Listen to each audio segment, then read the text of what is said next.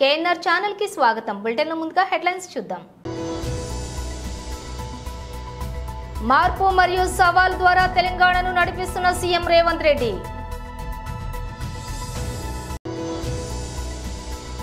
తెలంగాణ భవన్లో మీడియాతో మాట్లాడుతున్న BRS working president KTR.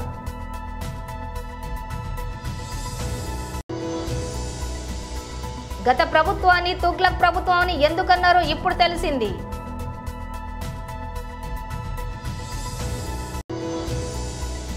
Jagananna మాకు భరోసా ఇచ్చారు, ఇంకా ఇలాంటి కేసులు ఎన్ని పెట్టినా మేము భయపడం.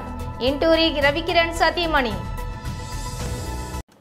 విశాఖ నగర వ్యాప్తంగా పలు చోరీలకు పాల్పడి తప్పించుకుని తిరుగుతున్న మధ్యప్రదేశ్ రాష్ట్రం ధార్ ముఠా గ్యాంగ్ సభ్యుడు సహదర్ను Gajuwaka south sub division crime పోలీసులు అరెస్ట్ చేశారు.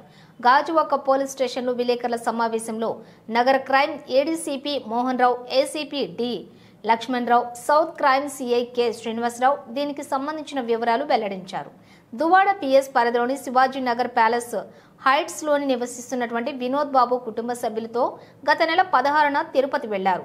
ఈ నెల 1న అపార్ట్మెంట్ వాచ్మెన్ ఇంటి తాళాలు మెయిన్ డోర్ పగలగొట్టి ఉండడం చూసి వినోద్ బాబుకు చరవాణిలో సమాచారం ఇచ్చాడు. 2వ తేదీన ఆయన ఇంటికొచ్చి చూసుకోగా బీరువా, బెడ్రూమ్లోని కబోర్డుల్లో సామాగ్రి అంతా కూడా చిందరవందరగా పడి ఉన్నాయి. 6 తులాల బంగారు ఆభరణాలు, 3.5 కేజీల వెండి వస్తువులు, కొంత నగదు చోరీకి గురైనట్లుగా గుర్తించి దువ్వాడ పోలీసులకు ఫిర్యాదు చేశారు. దర్యాప్తుల్లో భాగంగా క్రైమ్ బృందాలు సీసీ కెమెరాలను పరిశీలించగా మధ్యప్రదేశ్కు చెందిన దార్ జిల్లా 6 సభ్యుల ముఠా గ్యాంగ్ చోరీకి పాల్పడినట్లుగా తేలింది. ప్రత్యేక బృందాలతోటి విచారణ జరుపుతూ ఉండగా ఇందులో A2 నిందితుడు సహదర్ కుర్మన్నపాలెంలో ఒక బంగారం దుకాణం వద్ద తచ్చాడుతూ ఉండగా వలపన్ని పట్టుకున్నారు.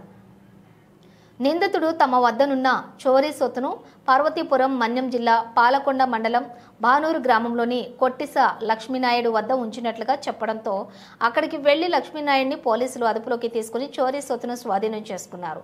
మిగిలిన ముఠా సభ్యులు మహారాష్ట్ర ధార్ జిల్లాలో ఉన్నట్లుగా తెలుసుకుని 6 సభ్యులతో కూడినటువంటి క్రైమ్ బృందాన్ని అక్కడికి పంపామని, మిగిలిన 4 త్వరలోనే అరెస్ట్ చేస్తామని ఏడీసీపీ తెలిపారు. ఏరియాల్లో దొంగతనాలు చేస్తూనే ఉన్నారు.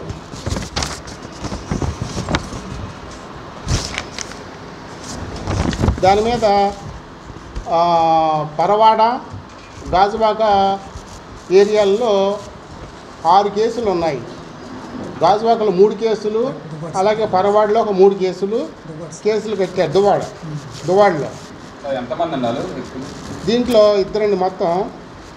దాని మీద ఇద్దరిని ఒకరిని A2ని అరెస్ట్ చేశాం. దాని మీద మిగతా ముద్దాల గురించి అతను A2 అనే అతను సహదర్ తండ్రి మాన్సింగ్, వయసు 20 సంవత్సరాలు ఉన్నాయి. గురేడియా గ్రామం, తండా, ఏఎస్ దార్ డిస్టిక్ అన్నమాట. దార్ డిస్టిక్ మధ్యప్రదేశ్ రాష్ట్రం. ఇతను గతంలో చెడు వ్యసనాలకు బానిస అయ్యి ఒక దొంగగా మరి ఇతర రాష్ట్రాలకు వెళ్ళి రాత్రిపూట దొంగతనాలు చేస్తుంటాడు. దాని మీద కొట్టిపాటి లక్ష్మీనాయుడు గారు సుమారు 50 సంవత్సరాలు ఉంటాయి. ఆయన పాలకొండ శ్రీకాకుళం జిల్లా. ఇతని దగ్గర నుండి బంగారం, వెండి రిసీవ్ చేసుకున్నాం. బంగారం గొలుసు వితౌట్ లాకెట్టు, నల్లపూసలు వితౌట్ లాకెట్టు, అలాగే చెవిదిద్దులు 4 జతలు, సుమారు 6 తులాల బంగారం మరియు 3.75 కేజీలు వెండి వస్తువులని రికవరీ చేసుకోవడం జరిగింది. మొత్తం రికవరీ 2,10,000 రూపాయలు రికవరీ చేశాం. పై జరిగిన నేరాల్లో ముద్దాయిలు మధ్యప్రదేశ్కి చెందిన దార్ గ్యాంగ్ ముఠా సభ్యుల గురించి వారు గతంలో కూడా దువ్వాడ, స్టీల్ ప్లాంట్, గాజువాక ప్రాంతాలలో దొంగతనాలు చేస్తున్నారని వారిని పట్టుకొని రిమాండింగ్ కూడా పంపడం అయింది. అయినా 50 మంది ప్రజానీకానికి పోలీసు వారి విజ్ఞప్తి ఏమనగా ప్రక్క స్టేట్ నుంచి నేరస్తులు గ్యాంగులుగా ఏర్పడి ఇక్కడికి వచ్చి రాత్రిపూట తాళం వేసి ఉన్న ఇంటి తాళాలు పగలగొట్టి విలువైన బంగారు, వెండి వస్తువులు, నగదు దొంగిలించుకుపోతున్నారు. కాబట్టి నగర పోలీసులకు విజ్ఞప్తి ఏంటంటే విలువైన బంగారు వస్తువులు, వెండి వస్తువులను ఇంటిలో ఉంచుకోకుండా మీరు ఇల్లు విడిచి ఊరు వెళ్ళేటప్పుడు పోలీసు వారికి తెలియపరిస్తే మీ ఇంటికి గస్తీ కూడా పెడతామని తెలియపరుస్తున్నాం. ఏపీ అసెంబ్లీ సమావేశాలు 2 రోజులు పలు అంశాలపై సభ్యులు మాట్లాడారు. విశాఖ మెట్రో రైలు అంశాన్ని గాజువాక ఎమ్మెల్యే పల్లా శ్రీనివాసరావు ప్రస్తావించారు. మెట్రో రైలు అవసరాన్ని ఆయన సభా దృష్టికి తెచ్చారు. జనసాంద్రత పెరుగుతున్న కొద్దీ విశాఖలో ట్రాఫిక్ సమస్య పెరుగుతోందని, ఈ నేపథ్యంలోనే మెట్రో రైలు ప్రాజెక్టు అమలైతే ప్రజలకు ఇబ్బందులు తప్పుతాయన్నారు. ఈ అంశంలో ఎటువంటి చర్యలు తీసుకున్నారన్నది చెప్పాలని కోరారు. పల్లా శ్రీనివాసరావు గారు. ధన్యవాదాలు అధ్యక్ష. అధ్యక్ష, మేము విశాఖపట్నం మెట్రో రైలు పైన వేసినటువంటి ప్రశ్న అధ్యక్ష, ఇది కాంప్రహెన్సివ్ మొబిలిటీ ప్లాన్ రెడీ చేశారా అని మేము అడిగాం అధ్యక్ష. అలాగే ఈ ప్రపోజల్ ఏదైనా సరే సెంట్రల్ గవర్నమెంట్కి ఈ Visakhapatnam metro region development plan మనం పంపించామా అని అడిగినటువంటి ప్రశ్న అధ్యక్ష. అలాగే ఈ ప్రాజెక్టు ఎంత టైం తీసుకుంటారు, ఎప్పుడు పూర్తి చేస్తారని దాని మీద అధ్యక్ష, ఈ విశాఖపట్నం మెట్రో రైల్ ప్రాజెక్టు చాలా అవసరమైనటువంటి ప్రాజెక్ట్ అధ్యక్ష విశాఖపట్నానికి. ఎందుకంటే విశాఖపట్నం ఒక చిన్న పోర్ట్ సిటీగా, తర్వాత విశాఖపట్నం మున్సిపాలిటీగా, తర్వాత విశాఖపట్నం మున్సిపల్ అర్బన్ డెవలప్మెంట్ అథారిటీగా, తర్వాత ఇప్పుడు విశాఖపట్నం మెట్రో రీజియన్ డెవలప్మెంట్ అథారిటీగా రూపాంతరం చెందింది అధ్యక్ష. దీనికి ప్రధానమైన కారణం పాపులేషన్ అధ్యక్ష, జనాభా పెరుగుదల. ఏ నాయకుడికైనా సరే పెరిగినటువంటి జనాభాకి అనుగుణంగా ఆలోచన చేయాల్సినటువంటి అవసరం ఉంది అధ్యక్ష. ఇప్పుడు మన విశాఖపట్నానికి సుమారు 22 లక్షలు 23 లక్షల జనాభా అయ్యారు అధ్యక్ష. గతంలో మేము ఒక ప్రాంతం నుంచి ఇంకో ప్రాంతానికి వెళ్లాల్సిన అవసరం వచ్చినప్పుడు ఒక 30 నిమిషాలు సమయం పట్టిందంటే ఇప్పుడు అది గంటన్నర పడుతుంది అధ్యక్ష, పాపులేషన్ పెరిగిపోయిన వల్ల. కనుక దానికి ఇలా ప్రజలు ఎంతో ఇబ్బంది పడుతున్నారు. దీనికి ఒక మంచి ట్రాన్స్పోర్ట్ ఫెసిలిటీ కల్పించాలని అప్పుడున్నటువంటి ముఖ్యమంత్రి గారు చంద్రబాబు నాయుడు గారు ఈ మెట్రో రీజియన్ డెవలప్మెంట్ మెట్రో రైల్ని ప్రపోజ్ చేశారు అధ్యక్ష. కానీ ఆ ప్రపోజ్ చేసినటువంటి ప్రాజెక్ట్ ఏదైతే ఉందో ఆ మధ్యకాలంలో ప్రపోజ్ చేసింది 2019 నుంచి 24 వరకు ఒక అడుగు కూడా ముందుకు వెళ్ళే. మాట్లాడితే 3 రాజధానులు డెవలప్ చేస్తాం, విశాఖపట్నాన్ని ప్రపంచ పటంలో గొప్ప సిటీగా తీర్చిదిద్దుతామని చెప్పేసి అనేక సందర్భాల్లో మాట్లాడినటువంటి మాటలు అధ్యక్ష. కానీ 2019-24 మధ్యన వాళ్ళు చేసినటువంటి ఘనకార్యం ఏంటంటే అధ్యక్ష, విశాఖపట్నంలో ఆంధ్రప్రదేశ్లో అన్నిటికంటే చిన్న జిల్లా చేసి మరుగుజ్జు జిల్లా చేశారు అధ్యక్ష. ఎక్కడ కూడా ఒక అభివృద్ధి కూడా చేపట్టలే.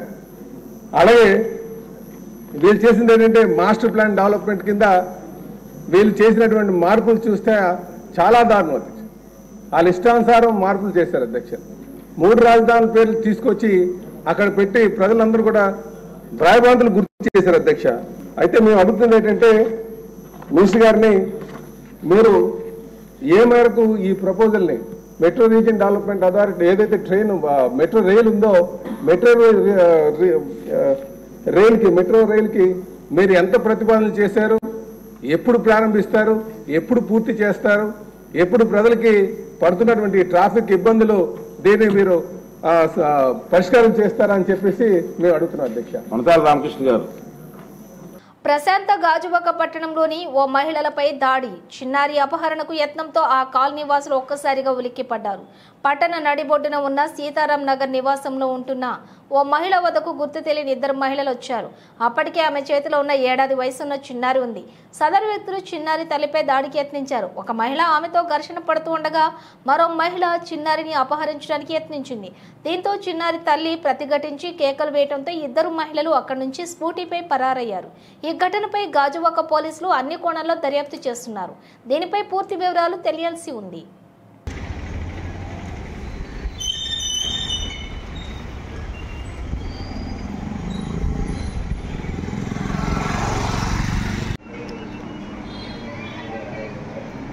అంటే దేని గురించి వచ్చి ఉంటారండి? పాప కోసమేనండి. ఎందుకంటే నన్ను పట్టుకొని కొయ్యడానికి ట్రై చేస్తున్నారు కదా, ఆవిడకేమో సైడ్ చేస్తున్నారు, వెళ్ళి తీసుకో. అప్పుడు నాకు అర్థమైంది, అంటే వీళ్ళు నగల కోసం దేనికోసం రాలేదు, పాప కోసం వచ్చారు.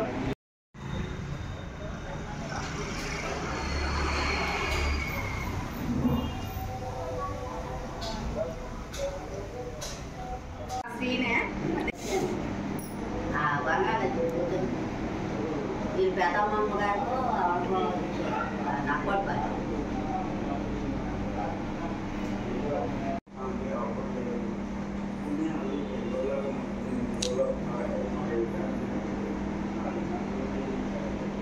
ఇక డీటెయిల్స్ చూస్తే మార్పు మరియు సవాలు ద్వారా తెలంగాణను నడిపిస్తున్న CM Revanth Reddy. Candidate, then BRS, then TDP, then INC. Not BRS. TRS. Not TRS. Not TRS. Just I financed to KCR. I have not worked in TRS. Okay. That time Telangana movement was going on.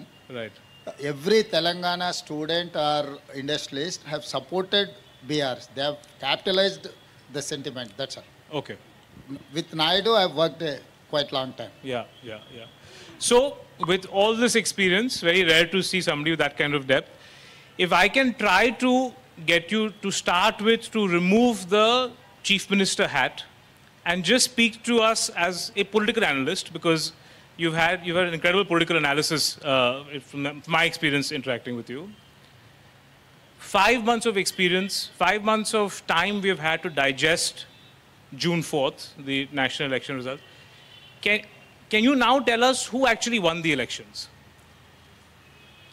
Because the Congress says it's won, BJP said it's won, everybody is saying that it won the elections. So who actually won the elections? So I can say, अब की बार 400 पार. So 400 तो 240 हो गए. पहले बोल रहा था Congress party के लिए 40 तो 100 हो गए. नंबर से आप देखो कौन इस चुनाव में जीत गए, तो समझ सकता है मोदी जी का हार है ये. I cannot say it is a defeat of BJP, it is a defeat of Modi ji. Telangana భవన్లో మీడియాతో మాట్లాడుతున్న బీఆర్ఎస్ వర్కింగ్ ప్రెసిడెంట్ కేటీఆర్. స్వావలంబన సాధించాలి అన్ని రంగాల్లో అనే ఒక ఉదాత్తమైన ఆశయంతో ఆలోచనతో ఆనాటి స్వతంత్ర భారత మొదటి ప్రభుత్వం కొన్ని ఆలోచనలు చేసింది.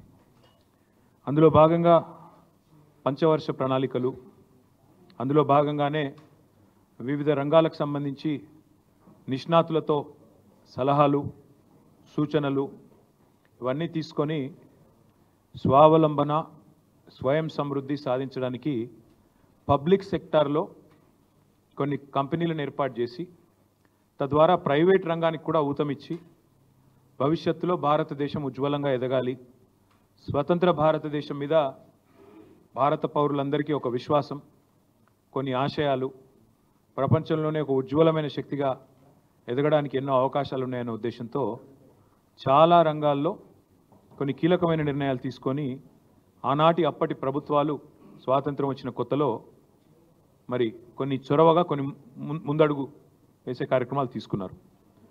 అందులో ముఖ్యంగా ఫార్మాస్యూటికల్, లైఫ్ సైన్సెస్ సెక్టర్, జీవ ఔషధ రంగానికి సంబంధించి, లైఫ్ సైన్సెస్ సంబంధించి అప్పటి ప్రభుత్వాలు కొన్ని నిర్ణయాలు తీసుకొని IDPL అనే ఒక సంస్థని మన హైదరాబాద్లో, ఆనాటి హైదరాబాద్ స్టేట్లో, తర్వాత ఉమ్మడి ఆంధ్రప్రదేశ్లో కలిసిన తర్వాత ఉమ్మడి ఆంధ్రప్రదేశ్లో కలపడం జరిగింది.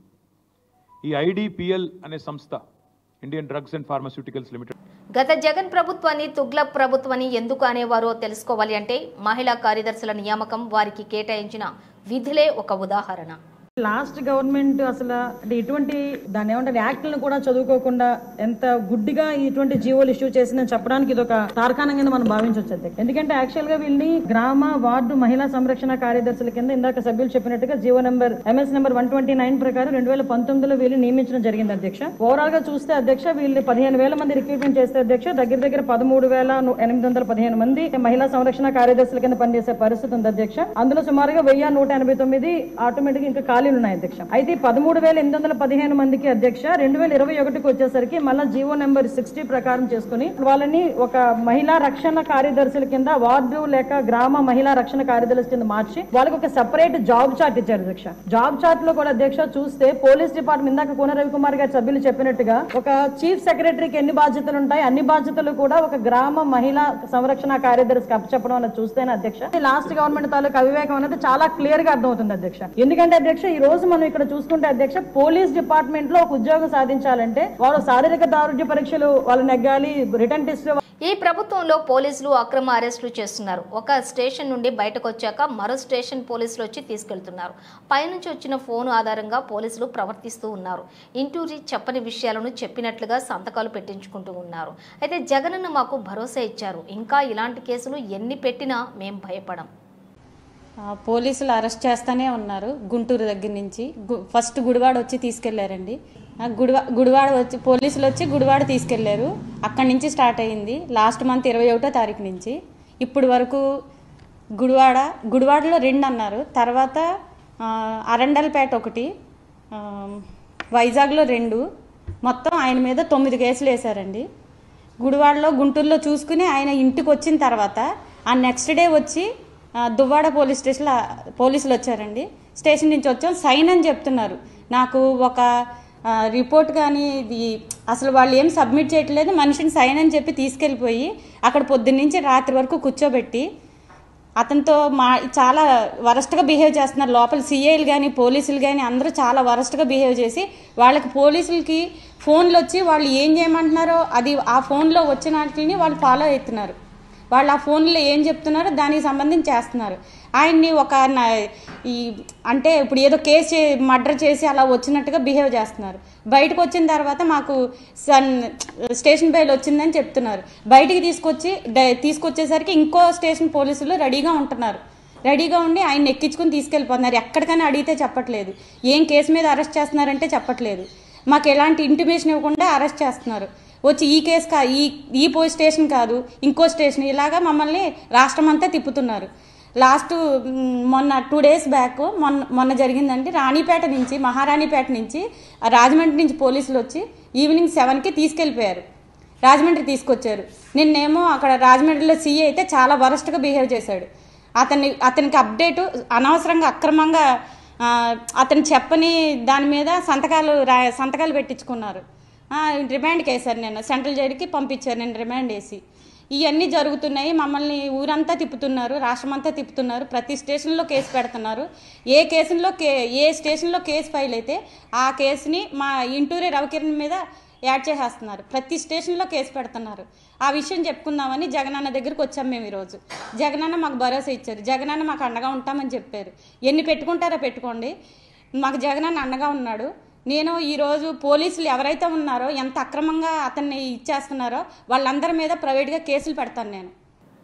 ఉద్ధవ్జీ అధికారం కోసం బాలాసాహెబ్ థాకరేజీ సూత్రాలను మర్చిపోయారు.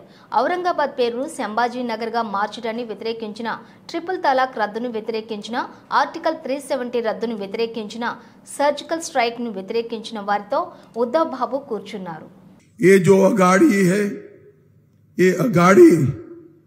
केवल और केवल तुष्टीकरण करना चाहती है और उद्धव जी सत्ता के लिए सारे बाला साहब के पूरे सिद्धांत भूल कर बैठे। उद्धव बाबू आप किसके साथ बैठे हो? जिन्होंने औरंगाबाद का नाम संभाजी नगर बनाने का विरोध किया उसके साथ बैठे हो। जिन्होंने राम मंदिर बनाने का विरोध किया उनके साथ बैठे हो। जिन्होंने ट्रिपल तलाक हटाने का विरोध किया उनके साथ बैठे हो। जिन्होंने 370 हटाने का विरोध किया उनके साथ बैठे हो। और जिन्होंने पाकिस्तान को करारा जवाब देने का, सर्जिकल स्ट्राइक का विरोध किया उसके साथ बैठे हो। हिंदुओं को आतंकवादी कहने वालों के साथ बैठे हो। भाइयों बहनों, महाराष्ट्र की जनता के सामने बहुत स्पष्ट बहुत स्पष्ट दो खेमे हैं। एक ये अघाड़ी का खेमा जो औरंगजेब फैन क्लब है, औरंगजेब फैन क्लब है, और दूसरा महायुति का खेमा जो छत्रपति शिवाजी महाराज और सावरकर जी के सिद्धांतों पर चलने वाले। मुझे बताओ दूल्हे वालों, आप किसको पसंद करोगे भाई? मेरे साथ बोलो, छत्रपति शिवाजी महाराज की। బులెటిన్ ముగించే ముందు హెడ్లైన్స్ మరోసారి. మార్పు మరియు సవాల్ ద్వారా తెలంగాణను నడిపిస్తున్న సీఎం రేవంత్ రెడ్డి. తెలంగాణ భవన్లో మీడియాతో మాట్లాడుతున్న BRS working president KTR.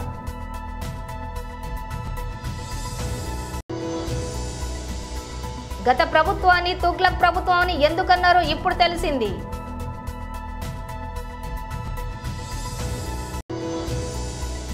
Jagananna మాకు భరోసా ఇచ్చారు, ఇంకా ఇలాంటి కేసులు ఎన్ని పెట్టినా మేము భయపడం. ఇంటూరి రవికిరణ్ సతీమణి. అధికారం కోసం బాలాసాహెబ్ థాకరే సూత్రాలను ఉద్ధవ్ ఠాక్రే మర్చిపోయారు, శ్రీ అమిత్ షా. ఇవి బులెటిన్ విశేషాలు. మరో బులెటిన్తో మళ్ళీ కలుద్దాం.